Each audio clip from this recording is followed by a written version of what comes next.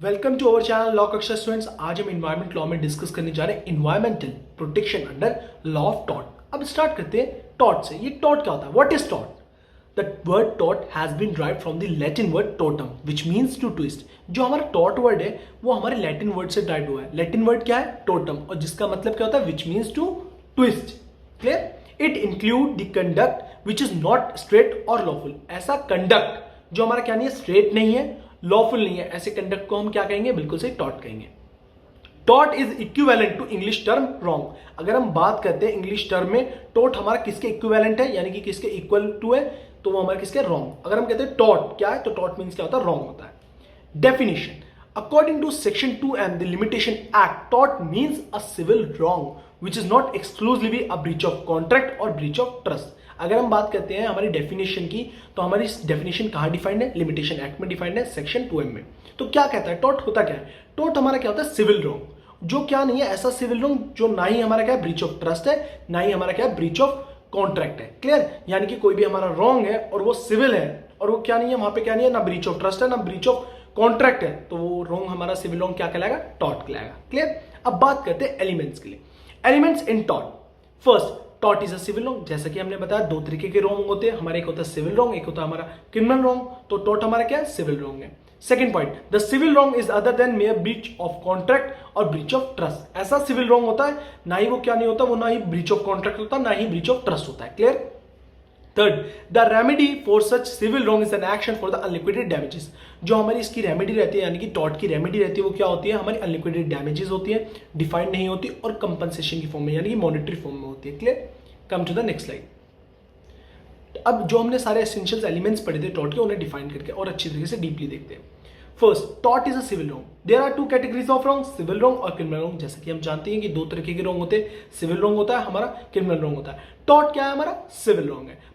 Proceedings for civil wrong is different. Here, injured party plaintiff bring action against the wrongdoer, that is defendant. In civil cases, remedy is damages और compensation. अगर हम बात करते हैं civil wrong की proceeding की, तो वो हमारी क्रिमिनल केस की प्रोसीडिंग से, यानी कि क्रिमिनल रॉन्ग की प्रोसीडिंग से क्या होती है? डिफरेंट होती है। और सिविल केसेस में जो रेमेडी प्रोवाइड होती है वो क्या होती है? किस टर्म्स में होती है? मॉनेटरी टर्म्स में होती है, इज डैमेजेस और कंपनसेशन। यानी कि जो हमारे सिविल केसेस रहते हैं उनमें हमारी जो पनिशमेंट होती है, जो रेमेडी होती है, वो क्या होती है? कंपनसेशन होती है, मॉनेटरी टर्म्स में होती है, यानी कि पैसे की फॉर्म में। क्लियर?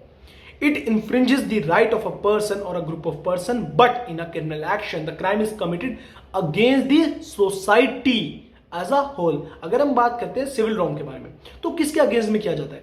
किसी भी इंडिविजुअल के अगेंस्ट में किया जाता है, पर्सन के, या ग्रुप ऑफ पर्सन के अगेंस्ट में किया जाता है हमारा सिविल रॉन्ग। अगर हम बात करते हैं क्राइम की, तो क्राइम कैसे कमिट होता है? Crime is committed against the society. जो हमारा क्राइम कमिट करा जाता है वो अगेंस्ट द सोसाइटी किया जाता है। कैसे? इसे हम समझते हैं इस स्टेटमेंट को। फॉर एग्जाम्पल, किसी भी पर्सन ने क्या करा, किसी भी एक वुमेन का, किसी भी एक गर्ल का क्या करा? रेप करा, तो वहां पे वो गर्ल तो इफेक्ट हुई रही है, उसकी फैमिलीज, सोसाइटी, यानी कि जो उसका इंपैक्ट है प्रॉपर और लोगों पे भी पड़ता है। जैसे आपने देखा कैंडल मार्च एंड ये सब चीजें, तो ये सब क्या, उसका जो इंपैक्ट होता है वो कमिट करा गया है ना, वो क्राइम, तो वो पूरी सोसाइटी के अगेंस्ट कमिट करा गया है। Clear? Civil wrong does not carry the same amount of seriousness as that of a criminal act. जो हमारा सिविल रॉन्ग है उसकी जो अमाउंट होती है सीरियसनेस की, वो कम होती है किससे? क्रिमिनल एक्ट से। Clear? Second point, second essentials, टॉट is not mere breach of contract और breach of trust. We can find टॉट by process of elimination. First we have to see wrong is civil or criminal. If it is civil wrong, then we have to see whether it is a breach of contract or breach of trust. If it is not breach of contract or trust, then it is tort. अब देखिए second point क्या कहता है हमारा? Second point ये कहता है कि जो हमारा टॉट है वो कैसे फाइंड आउट होता है। फाइंड हमारा टॉट करने के लिए क्या करी जाती है? Process of elimination. Process of elimination का मतलब क्या है? कोई भी हमारा रॉन्ग है, पहले हम ये देखेंगे ये रॉन्ग क्या है, सिविल रॉन्ग है या क्रिमिनल रॉन्ग है। अगर वो क्रिमिनल रॉन्ग हुआ तो बात तो वही खत्म हो गई। अगर वो सिविल रॉन्ग है तो देन हम क्या देखेंगे? ये ब्रीच ऑफ कॉन्ट्रैक्ट तो नहीं है, ब्रीच ऑफ ट्रस्ट तो नहीं है। अगर वो सिविल रॉन्ग, ना ही हमारा ब्रीच ऑफ कॉन्ट्रैक्ट है, ना ही हमारा ब्रीच ऑफ ट्रस्ट है, तो वो सिविल रॉन्ग क्या कहलाएगा? हमारा टॉट कहलाएगा। Clear? Come to the next slide. Remedy is an action for unliquidated damages. Unliquidated damages is the most important remedy for tort. Liquidated damages means damages which are predetermined, agreed by the party. Normally, in a breach of contract, damages are liquidated. Unliquidated damages means damages decided by the court, and it is at the discretion of the court. Unliquidated damages are paid by the wrongdoer to the injured party in the case of tort. अब हमारे अनलिक्विड damages क्या होते हैं? देखिए, अगर हम tort की बात करते हैं तो टॉर्ट में रेमेडी क्या है? अनलिक्विडेड डैमेजेस। अनलिक्विडेड डैमेजेस वो डैमेजेस होते हैं जो हमारे लिक्विडेट नहीं होते। लिक्विडेटेड का मतलब क्या हो गया? जो हमारे डिटरमाइंड नहीं होते। क्लियर? जो किसके द्वारा डिसाइडेड करे गए होते हैं? कोर्ट के द्वारा डिसाइड करे गए होते हैं। क्लियर? फॉर एग्जाम्पल, कोई भी सिचुएशन में कोई भी टॉर्ट कमिट हुआ तो उसमें जो डैमेजेस होंगे तो वो भैया क्या कौन डिसाइड करेगा? कोर्ट डिसाइड करेगा। जैसे कि आपको सेकंड पॉइंट में लाइक थर्ड लाइन में दिख भी रहा है, normally in breach of contract damages are liquidated. अगर हम ब्रीच ऑफ कॉन्ट्रैक्ट की बात करते हैं तो वहां पे डैमेजेस क्या है? लिक्विडेटेड है। Unliquidated damages means damages decided by the court. ऐसे डैमेजेस जो कौन डिसाइड करेगी? कोर्ट डिसाइड करेगी। और जैसे हमारे ब्रीच ऑफ कॉन्ट्रैक्ट हो गया तो ब्रीच ऑफ कॉन्ट्रैक्ट में क्या होते हैं? लिक्विडेटेड डैमेजेस होते हैं। जैसे फॉर एन एग्जाम्पल, दो पर्सन है, दोनों के बीच में कॉन्ट्रैक्ट हुआ तो दोनों डिसाइड भी करते हैं कि अगर हमारी भैया फर्म किसी ने छोड़ी, किसी ने ब्रीच ऑफ कॉन्ट्रैक्ट करा तो सामने वाला पर्सन को क्या करना पड़ेगा? 60% फर्म का देना पड़ेगा, कैपिटल का 60% देना पड़ेगा। जो भी उन दोनों पार्टीज ने क्या होगा डिसाइड करा होगा कि इस रेशियो में क्या होगा, बंटवारा हो जाएगा, इस रेशियो में कंपनसेशन देना पड़ेगा या पेनल्टी इस तरीके से लगेगी, तो वो डिसाइड करा हुआ है। वहां पे क्या है? लिक्विडेटेड डैमेजेस है। लिक्विडेटेड का मतलब कि वहां पे डिटरमाइंड है, डिफाइंड है। मगर हमारे अनलिक्विडेटेड डैमेजेस का मतलब क्या होता है? जो डैमेजेस कौन डिसाइड करेगी? कोर्ट डिसाइड करेगी। Clear? Come to the next slide. अब बात करते हैं न्यूसेंस की। न्यूसेंस के क्रक्स के बारे में जानते हैं कि हमारा ऐसा कंडक्ट जो सामने वाले को क्या पहुंचा रहा? हार्म पहुंचा रहा हो। मतलब हम अनलॉफुली क्या कर रहे हो? इंटरफेरेंस कर रहे हो। सामने वाला पर्सन हमारी एक्टिविटी की, हमारी कंडक्ट की वजह से अपनी चीजों का एंजॉयमेंट ना ले पा रहा है। ऐसे हमारे एक्ट को क्या कहते हैं? न्यूसेंस कहते हैं। एग्जांपल से समझते हैं। रात के 12 बजे मैंने अपने घर में होम थिएटर में क्या कर दिए? बहुत तेज तेज वॉल्यूम में क्या लगा दी? सॉन्ग्स लगा दिए। सामने वाले जो नेबर्स हैं, आसपास के जो नेबर्स हैं हमारे, वो बहुत ज्यादा परेशान हो गए। तो ये एक्टिविटी हमारी क्या कहलाएगी? न्यूसेंस कहलाएगी। क्यों? क्योंकि देखिए, उनका राइट है कि वो भैया उनके पास उनका घर है, वो अपने रात में सोए, सोने का समय होता है रात का, बट मेरी ऐसी एक्टिविटी है जो सामने वाले को क्या पहुंचा रही है? हार्म पहुंचा रही है। तो ऐसी एक्टिविटी हम क्या कहेंगे? उस ऐसी एक्टिविटी को न्यूसेंस कहेंगे। अब बात करते हैं वर्ड न्यूसेंस की। The word nuisance has been derived from the old French word nuire. अगर हम बात करते हैं हमारे न्यूसेंस वर्ड की तो वो ड्राइव किससे हुआ? ओल्ड फ्रेंच वर्ड से हुआ है, जिसका मतलब क्या होता है? Which means to cause harm, to hurt, to annoy. किसी भी पर्सन को अनॉय मतलब यानी कि परेशान करना।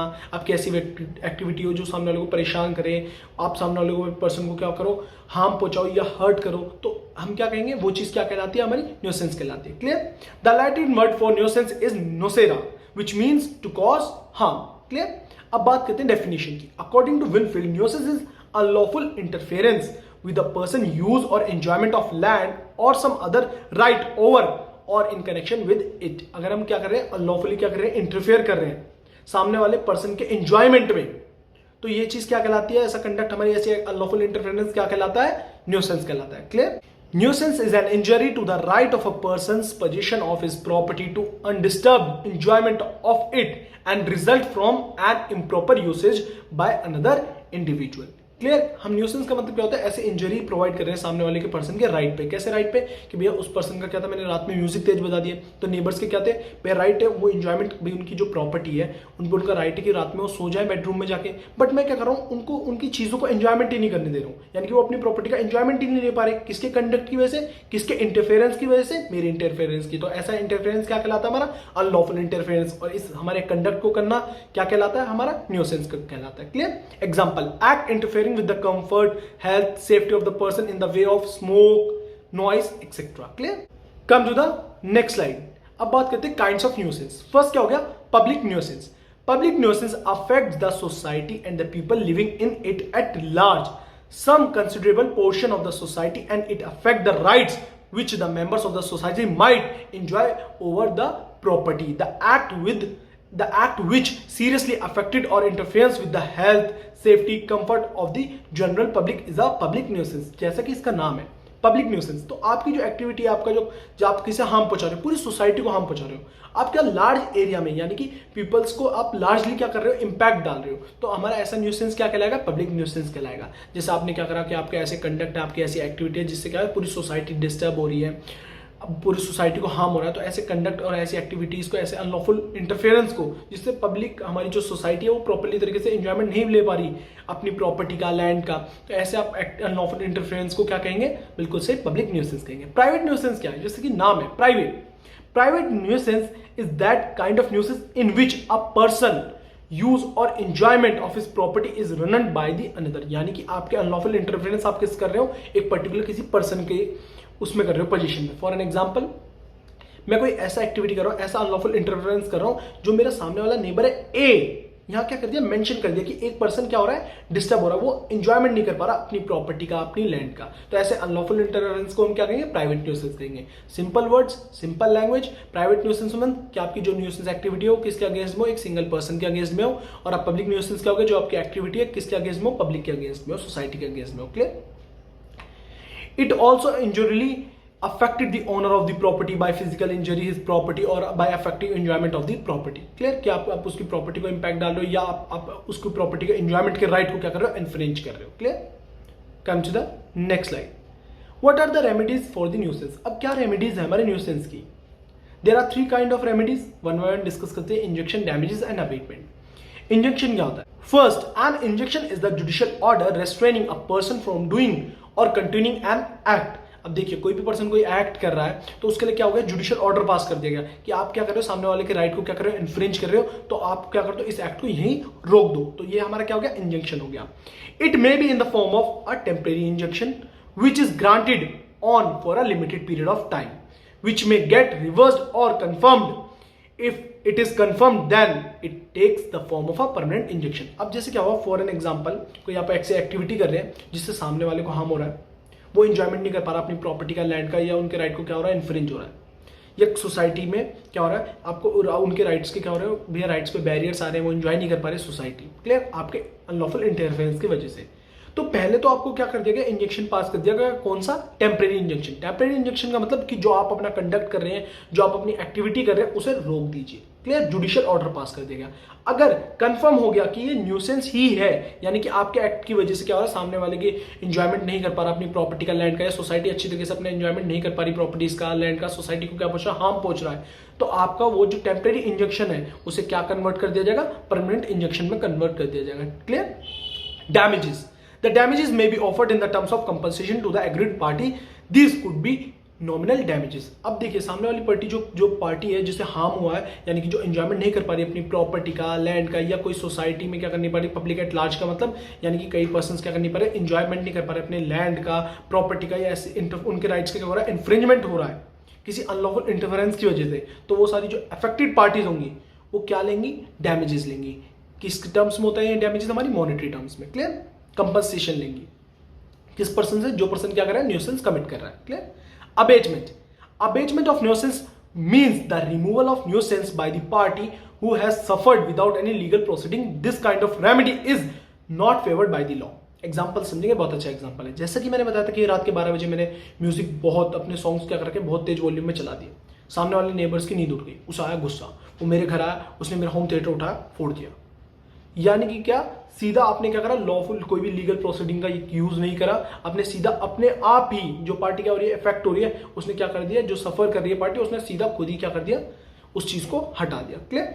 कम to the next slide. Negligence. Negligence means nothing else but carelessness. अगर हम नेग्लिजेंस की बात करते हैं तो उसका मतलब कुछ नहीं होता, केयरलेसनेस मतलब होता है। Clear. There are the situation when an individual company fails to take reasonable care due to lack of exercise of due obligation and failure to fulfill their duty to take care. The damages is caused to the another party. This act omission to not take reasonable care is called negligence। अगर कोई भी individual, कोई भी company है, उस पर क्या obligation है कि उसकी ड्यूटी है कि आपको ये एक्ट परफॉर्म करना, और आपने एक्ट परफॉर्म नहीं करा, तो वो चीज क्या कहलाएगी, हमारी नेग्लिजेंस कहलाएगी। क्लियर। फॉर एग्जाम्पल, इसका बहुत अच्छा एग्जांपल देता हूँ कि हमारा कोई डॉगी होता है, तो हमारी क्या ड्यूटी रहती है, उससे सारे इंजेक्शंस लगाएं, उस डॉगी को इस तरीके से कंट्रोल करें कि वो सामने वाले पर्सन्स को, नेबर्स को क्या करें, हार्म ना पहुंचाए। अगर उसने किसी भी बच्चे को, किसी भी सामने वाले नेबर को बाइट कर दिया डॉगी ने, तो भैया किसकी रिस्पॉन्सिबिलिटी आती है, मालिक की रिस्पॉन्सिबिलिटी है, यानी कि डॉगी के ओनर की रिस्पॉन्सिबिलिटी आती है, और वहां क्या होता है, नेग्लिजेंस होता है, यानी कि आपकी ड्यूटी थी, आपने परफॉर्म नहीं करी। क्लियर। तो वहां कमिट क्या हो गया, नेग्लिजेंस। क्लियर हो गया point. However, in action for negligence, the plaintiffs required to show the following: defendant was under legal duty to take reasonable care. अब एसेंशियल्स की बात करते हैं कि नेग्लिजेंस हमारी कब मानी जाएगी। पहली बात, जो डिफेंडेंट है उसकी क्या होनी चाहिए, लीगल ड्यूटी होनी चाहिए परफॉर्म करने की, टेक करे करने की। क्लियर? जैसे मेरी रिस्पॉन्सिबिलिटी क्या थी, मैं अपने डॉगी का क्या था, ऑनर था, तो मेरी रिस्पॉन्सिबिलिटी थी कि मुझे उसका ध्यान रखना चाहिए, उसका बैंड ध्यान रखना चाहिए, ऐसे ओपन में नहीं ले जाना चाहिए कि वो किसी को क्या कर दे, नेबर को किसी को हार्म पहुंचा दे। Second, there was a breach of legal duty cast upon the defendant, यानी कि जो आपकी जो लीगल ड्यूटी है उसका क्या होना चाहिए, ब्रीच होना चाहिए, यानी कि मेरी नेग्लिजेंसी होनी चाहिए, मैंने अपनी ड्यूटी सही तरीके से क्या नहीं करी, परफॉर्म नहीं करी। Clear? The breach of duty cause the damages to the plaintiff, और मैंने अपनी ड्यूटी अच्छी तरीके से परफॉर्म नहीं करी थी, यानी कि फॉर एन एग्जांपल जो उसका बैंड था वो मैंने बैंड नहीं लगाया, मैं ऐसे नॉर्मली ले जा रहा था, मैंने स्टिक कैरी नहीं कर रखी थी अपनी डॉगी के लिए, उसने क्या कर दिया, बाइट कर दिया सामने वाले नेबर को। तो ऐसी सिचुएशन में क्या होगा कि आपने फर्स्टली क्या करा, आपकी ड्यूटी थी कि आपको डॉगी को क्या रखना है, बैंड रखना, आपकी रिस्पॉन्सिबिलिटी थी अपनी डॉगी को टेक केयर करने की। सेकंड क्या हो गया कि उसने क्या, आपने क्या करा, अपनी लीगल ड्यूटी को क्या कर दिया, ब्रीच कर दिया। ब्रीच क्या कर दिया, आपने बैंड नहीं पहनाया, डॉगी का जो बैंड होता है वो नहीं बनाया, स्टिक कोई कैरी नहीं करी, तो उसकी वजह से क्या हो गया। और थर्ड पॉइंट क्या था, उसकी वजह से क्या हुआ, आपने कोई अपनी रिस्पॉन्सिबिलिटी कोई भी नहीं करी, तो उसने क्या करा, डॉगी ने बाइट कर लिया सामने वाले नेबर को, तो नेबर को क्या हुआ, डैमेज हुआ। तो ये 3 पॉइंट क्या हो गए कि आपकी ड्यूटी होनी चाहिए, उस ड्यूटी का ब्रीच होना चाहिए, और सामने वाले जो हमारे प्लेंटिफ है यानी कि उनको क्या होना चाहिए, डैमेज होना चाहिए। Clear? Come to the next slide. अब बात करते हैं strict liability. The principle of strict liability evolve in the case of Rylands versus Fletcher. बहुत इंपॉर्टेंट है। स्ट्रिक्ट लायबिलिटी जो हमारी इवॉल्व हुई थी वो किस केस में हुई थी, रेलैंड वर्सेस फ्लेचर के केस में हुई थी। In the year 1868 the principle of strict liability state that any person who keeps hazardous substance, अगर कोई पर्सन क्या रखता है अपने पास, hazardous substance रखता है अपने premises में, on his premises will be held responsible if such substance escape the premises and cause any damage। अगर उसके premises से वो जो है dangerous substance है, hazardous substance है, वो escape करता है उसके premises से, जो क्या कर रहा है अपने पास hazardous substance रख रहा है, तो वो क्या होगा, liable होगा damages पे करने के लिए। क्लियर? सामने वाले को कोई भी डैमेजेस हो रहे हैं उसकी वजह से, तो उसको क्या करेगा, कंपनसेट करेगा। Sorry. Clear? Going into the fact of the case, Fletcher had a mill on his land and power the mill, Fletcher built a reservoir on his land. अगर हम बात करते हैं फ्लेचर, रेलैंड वर्सेस फ्लेचर के case में, तो Fletcher की क्या थी, मिल थी, और मिल को पावर सप्लाई करने के लिए फ्लेचर ने क्या करा, रिजर्वायर को बिल्ड करवाया अपने प्रेमाइसिस के अंदर, और उस बिल्ड करने के लिए यानी कि रिजर्वायर को बिल्ड करने के लिए उसने हायर करे इंडिपेंडेंट कॉन्ट्रैक्टर हायर करा। Clear? Due to some accident, the water from the reservoir flooded the coal mines owned by the Raillands, और Raillands के premises के अंदर क्या थी, उसकी coal mines थी। तो फ्लेचर की वजह से, यानी कि फ्लेचर की जो रिजर्वायर बिल्ड करवाया था उसकी वजह से क्या हुआ, जो उसका रिजर्वायर के अंदर का पानी था वो कहां चला गया, रेलैंड के कोल माइंस में चला गया, और सारे के सारे क्या हो गया, डैमेज कॉज हो गया किसे, रेलैंड को। Subsequently Rylands filed a suit against the Fletcher, तो रेलैंड ने क्या करा, सूट फाइल कर दिया किसके अगेंस्ट में, फ्लेचर के अगेंस्ट में। The court held that the defendant build the reservoir at his risk, यानी कि जो हमारे फ्लेचर साहब थे, फ्लेचर साहब ने अपनी रिस्क पे क्या बनाया था, रिजर्वायर बनाया था अपने प्रीमाइसिस के अंदर। And in course of it if accident happens then the defendant will be liable for the accident and escape of this material, यानी कि अगर आपका एस्केप मटेरियल हुआ, यानी कि जो आप आजादी सब्सटेंस एक एक्सेस अमाउंट में क्या रख रहे थे, वाटर रख रहे थे, रिजर्वायर बनाया था अपने प्रीमाइसिस के अंदर, किसी भी एक्सीडेंट की वजह से हो, चाहे वो किसकी गलती थी, हमारे कॉन्ट्रैक्टर साहब की गलती थी, बट लायबल कौन होंगे, फ्लेचर लायबल होंगे। चाहे वो आपका जो हजार्डिया सब्सटेंस है वो किसी भी एक्सीडेंट की वजह से क्या हुआ, एस्केप हुआ है, तो आप क्या होंगे, लायबल होंगे कंपनसेशन प्रोवाइड करने के लिए। Come to the next slide. अब बात करते हैं essential of strict liability. First हो गया हमारा डेंजरस सब्सटेंस, सेकंड हो गया हमारा एस्केप। तो डेंजरस सब्सटेंस क्या होता है कि कोई भी पर्सन भैया क्या रख रहा है अपने प्रीमाइसिस के अंदर ऐसा डेंजरस सब्सटेंस रख रहा है, for an example excess amount में वाटर हो गया, ऐसी चीज, और अगर वो एस्केप हो जाती है तो वो पर्सन क्या होगा, स्ट्रिक्टली लायबल होगा किस चीज के लिए, कंपनसेशन के लिए। First dangerous substance, the defendant will be held strictly liable only if a dangerous substance escape from his premises. Things like explosive, toxic gas, electricity, etc. can be termed as the dangerous things. ऐसी हमारी क्या होगी, कोई भी हमारे toxic gases का रखना, उनका स्केप हो जाना, तो वो पर्सन क्या होगा, लायबल होगा कंपनसेशन प्रोवाइड के लिए। सेकंड एसेंशियल क्या है हमारा, escape. One more essential condition to make the defendant strictly liable is that the material should escape from the premises and should not be within the reach of the defendant after its escape। अगर हम बात करते हैं हमारा second essential क्या कहता है, escape। अगर कोई भी पर्सन क्या रख रहा है अपने प्रीमाइसिस के अंदर हमारा डेंजरस सब्सटेंस रख रहा है और वो escape हो गया, तो पर्सन क्या होगा, स्ट्रिक्टली लायबल होगा किस चीज के लिए, कंपनसेशन प्रोवाइड करवाने के लिए। क्लियर? एग्जांपल समझ लेते हैं। For instance, the defendant has some poisonous plants on his property, leaves from the plants enter the property of the plaintiff and is eaten by his horse who as a result die. The defendant will be liable for the loss. But on the other hand, if the horse belongs to the plaintiff's enter premises of the defendant and eats the poisonous leaves and die, the defendant would not be liable. अब ये मैंने example जो समझाया आपको simple terms में समझाता हूँ कि मेरा घर है, मेरे घर के अंदर क्या है, कोई ऐसे प्लांट्स हैं जो क्या है पॉइजनस है, यानी कि जहरीले पेड़ पौधे हैं। तो मैं अपने घर के अंदर फर्स्ट पॉइंट क्या एसेंशियल क्या हो रहा है, सेटिस्फाइड हो रहा है, डेंजरस सब्सटेंस रख रहा हूँ। सेकंड क्या हो गया, उनका एस्केप हो गया, यानी कि जो मेरे प्लांट्स की लीव्स है वो बगल वाले नेबर्स के घर पे चली गई, यानी कि उनकी वॉल को पार कर लिया और वहां पे उनका घोड़ा बंधा हुआ था। उस घोड़े ने वो क्या करे, वो पॉइजनस गैसेस की जो पॉइजनस प्लांट्स थे उन्हें खा लिया और वो घोड़ा मर गया। क्लियर। तो मैं लाइबल हूंगा क्योंकि जो मेरा डेंजर सब्सटेंस था वो मेरी बाउंड्रीज यानी कि स्केप कर चुका, मेरी बाउंड्री से बाहर जा चुका था। क्लियर। अगर उसका घोड़ा यानी कि मेरे नेबर का घोड़ा मेरे घर आया और मेरे घर के अंदर जो डेंजर सब्सटेंस था यानी कि जो पॉइजनस प्लांट्स था उसकी लीव्स को खाने लगा और वो मर गया, तो मैं लाइबल नहीं हूंगा। क्लियर, समझ आ गया। Come to the next slide. Non natural use, यानी कि जो भी आप सब्सटेंस रख रहे हैं उसका क्या कर रहे हैं, नॉन नेचुरल यूज कर रहे हैं अपनी लैंड्स का। Clear. To consider strict liability there should be a non natural use of land. ये तीनों कंडीशन हमारी सेटिस्फाइड होगी साइमल्टेनियसली, किस चीज के लिए, to constitute a strict liability. Clear. अब बात करते हैं एक्सेप्शन के लिए। जो हमारा रूल होता है स्ट्रिक्ट लायबिलिटी का, उसमें क्या क्या एक्सेप्शंस होते हैं। कोई भी हमारे प्लेंटिफ का फॉल्ट हुआ, जैसे कि मैंने बताया था प्लेंटिफ का घोड़ा जाके मेरे घर में आया, मेरे नेबर का जो घोड़ा था वो मेरे घर पे आया हॉर्स, और उसने क्या करा, पॉइजनस प्लांट्स खा लिया। तो फॉल्ट किसका है, प्लेंटिफ का फॉल्ट है, तो मैं लाइबल नहीं हूंगा। एक्ट ऑफ गॉड, कोई भी हमारे ऐसे जैसे फ्लड और इनकी वजह से कोई भी ऐसा एक्ट हो रहा है, उनकी वजह से कोई भी जैसे कि भगवान की वजह से कोई भी अर्थक्वेक आ गया, फ्लड हो गया, तो ऐसे एक्ट में भी क्या होगा, ये भी क्या हमारा एक्सेप्शन है। कंसेंट ऑफ द प्लेंटिफ, कि प्लेंटिफ की मैंने कंसेंट ले ली कि मैं यहाँ ऐसा एक काम करना चाह रहा हूँ, मैं पॉइजनस प्लांट उगाना चाह रहा हूँ और जिसकी लीव्स तुम्हारे घर पे भी आ सकती है, तुम्हें कोई दिक्कत तो नहीं है। तो प्लेंटिफ ने कहा, यानी कि मेरे नेबर ने कहा नहीं नहीं मुझे कोई दिक्कत नहीं है, तो वहां पे भी मैं क्या नहीं हुआ, लाइबल नहीं हुआ। किस चीज के लिए, कंपनसेशन प्रोवाइड करने के लिए। Clear. Come to the next slide. Absolute liability. अब एब्सोल्यूट लायबिलिटी क्या होती है, अगर हम सिंपल टर्म्स में बात करते हैं, the rule of absolute liability in simple words can be defined as the rule of strict liability minus exception. यानी कि जो हमारा स्ट्रिक्ट लायबिलिटी का भी हमने रूल पढ़ा, उसमें से जो एक्सेप्शंस थे, act of God, consent of the plaintiff, plaintiff fault, उन्हें क्या कर दो, इन सभी को क्या कर दो, माइनस कर दो। क्लियर। आप चाहे भैया प्लेंटिफ की कंसेप्ट हो, प्लेंटिफ का फॉल्ट हो, एक्ट ऑफ गॉड हो, आप क्या होंगे, लाइबल होंगे। एब्सोल्युटली क्या है, आप पे लाइबिलिटी अराइज होगी अगर आप हजार्डिया सब्सटेंस डील कर रहे हैं तो। क्लियर। उसका एस्केप हो रहा तो आप क्या है, एब्सोल्युटली लाइबल है। Clear.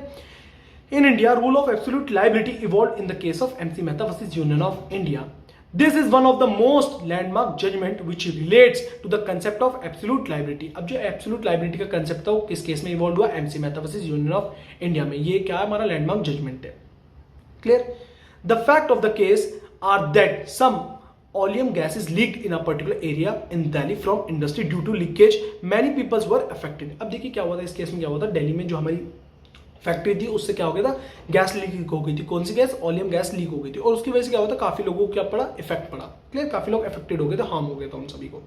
The apex court then evolve the rule of absolute liability on the rule of strict liability and started that the defendant would be liable for the damage caused without considering the exception to the strict liability rule। और इसी case से हमारे जो apex court थी उसने क्या करा, evolve करा किसका कंसेप्ट, एब्सोल्यूट लायबिलिटी का, कि चाहे भी है स्ट्रिक्ट लायबिलिटी माइनस हमारे सारे एक्सेप्शन, यानी कि वो पर्सन क्या होगा, लायबल ही होगा, जो भी डैमेज कॉज हुए उस चीज के लिए लायबल ही होगा without considering the exception of the strict liability. Clear.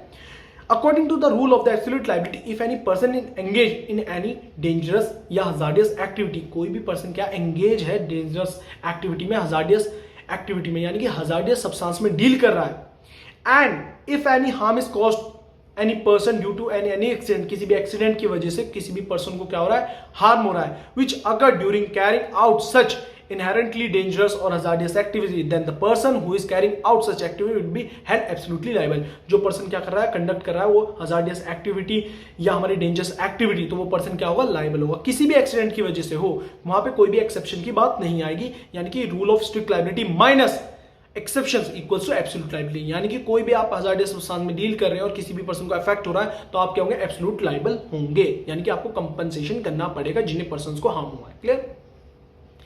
Come to the next slide. What is vicarious liability? अब vicarious liability क्या होता है, ये लास्ट स्लाइड है हमारी, यही अब इस टॉपिक को एंड करेंगे। vicarious liability क्या होता है, ऐसी लाइबिलिटी, इसे हम क्या कहते हैं, जैसे आपने कोई एक्ट भी नहीं करा तो आपकी लाइबिलिटी आ गई। सर आप क्या कहना चाह रहे हैं, हमने कोई ऐसे एक्ट भी नहीं करा और आपको लाइबिलिटी आ गई। हाँ जी, देखो समझते हैं। vicarious liability means the liability of person for an act committed by the another person, यानी कि किसी और व्यक्ति के कंडक्ट या उसके एक्ट की वजह से हम पे लाइबिलिटी अराइज हो गई। यानी कि फॉर एन एग्जाम्पल किसी ए पर्सन ने एक्ट करा, मुझ पे लाइबिलिटी अराइज हो गई, ऐसी लाइबिलिटी को हम विकैरियस लाइबिलिटी कहते हैं। कैसे, अब ये हमारा यानी कि ए का और मेरा कुछ रिलेशन होना चाहिए, उन्हीं रिलेशंस में क्या होती है, विकैरियस लाइबिलिटी अराइज होती है। For example A is the driver who works for B, भैया ए है, वो क्या है, ड्राइवर है, और वो किसके लिए काम करता है, बी के लिए काम करता है। एंड वाइल ड्राइविंग बी's कार, जब वो बी की गाड़ी चला रहा था, ही हिट सी, उसने क्या कर दिया, सी को हिट कर दिया। In such case even be was not driving the car, he will still liable for the accident। B car नहीं चला रहा था, मगर बी क्या होगा, लाइबल होगा एक्सीडेंट के लिए, which caused due to the negligence of the ए, जो ए की नेग्लिजेंसी की वजह से एक्सीडेंट हुआ, उसके लिए लाइबल कौन होगा, बी लाइबल होगा। क्लियर। तो यहाँ पे क्या है, रिलेशन है ड्राइवर का और ओनर का। Clear. Relation in which vicarious liability arises, किस किस रिलेशन में हमारी विकैरियस लाइबिलिटी अराइज होती है, मास्टर सर्वेंट के केस में, पार्टनर्स इन पार्टनरशिप फर्म के केस में, प्रिंसिपल एंड एजेंट के फर्म केस में, कंपनी एंड इट्स डायरेक्टर के केस में, ऑनर एंड इंडिपेंडेंट कॉन्ट्रैक्ट के केस में। एक एग्जांपल इसमें समझा देता हूँ, partners in a partnership firm में, फॉर एन एग्जांपल मेरा कोई पार्टनर है, वो मार्केट में फ्रॉड करके भाग गया, तो मैं लाइबल हूंगा। तो उसका मेरा रिलेशन था, एक्ट उसने करा, फ्रॉड मेरे पार्टनर ने करा, बट मैं लाइबल हूंगा। तो ऐसे कुछ रिलेशन होते हैं जो मैंने आप सभी को स्लाइड में दिख रहे होंगे। ऐसे रिलेशन में किसी और के कंडक्ट की वजह से आप पे क्या होती है, लाइबिलिटी अराइज होती है। ऐसी लाइबिलिटी को हम क्या कहते हैं, विकैरियस लाइबिलिटी कहते हैं। अब लास्ट छोटा सा टॉपिक, ट्रेसपास। ट्रेसपास क्या होता है, it is an unlawful interference with one's property। trespass is entering someone property by breaching its boundary without the owner's permission। यानी कि क्या हुआ, आप किसी भी ओनर की विदाउट परमिशन उसकी प्रॉपर्टी में क्या कर रहे हैं, इंटरफेयर कर रहे हैं। यानी कि फॉर एग्जांपल ए के घर में मैं चुपके से घुस गया, तो ऐसे घुसने को किसी के घर में ओनर्स की परमिशन के बिना, वो क्या कहलाता है, ट्रेसपास कहलाता है। होपफुली आपको environment protection under law of taught topic बिल्कुल क्लियर हो चुका हो। कई बार 10 या 20 मार्क्स में सीसी स्टूडेंट पूछा जाता है, तो प्लीज ध्यान से पढ़ें। अगर मेरी वीडियो अच्छी लगती है, मेरा पढ़ाने का तरीका अच्छा लगता है, मेरा कंटेंट अच्छा लगता है, तो प्लीज ज़्यादा से ज़्यादा सपोर्ट दीजिए, like share and subscribe my channel and also press bell icon for the new videos. And thank you so much guys, जो मुझे सपोर्ट करते हैं, जो मेरी वीडियोस को देखते हैं, कॉन्टिन्यूअस व्यूअर हैं, जो मेरी वीडियोस को लाइक करते हैं। Thank you so much guys, have a nice day.